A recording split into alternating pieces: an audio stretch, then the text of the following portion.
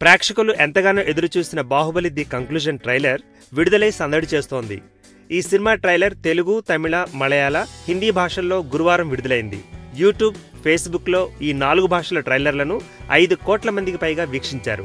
ఈ విషయాన్ని చిత్ర దర్శకుడు రాజమౌళి ట్విట్టర్ ద్వారా వెల్లడించారు. 5 కోట్ల వ్యూస్తో 24 గంటల్లో ఎక్కువ మంది చూసిన తొలి భారతీయ సినిమా ట్రైలర్గా బాహుబలి ది కంక్లూజన్ నిలిచిందని ట్వీట్ చేశారు.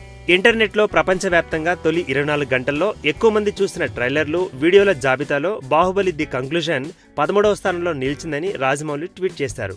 బాహుబలి 2 ట్రైలర్ 11వ స్థానంలో నిలిచినట్టు బాహుబలి అధికారిక పేజీలో రాశారు. ప్రపంచంలో 24 గంటల్లో 5 కోట్ల వ్యూస్తో 11వ స్థానంలో నిలిచింది బాహుబలి ది కంక్లూజన్.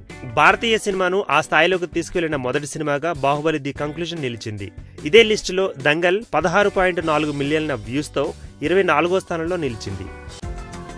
ఈ వీడియో గనుక మీకు నచ్చినట్టయితే లైక్ చేయండి, షేర్ చేయండి, సబ్స్క్రైబ్ చేసుకోండి.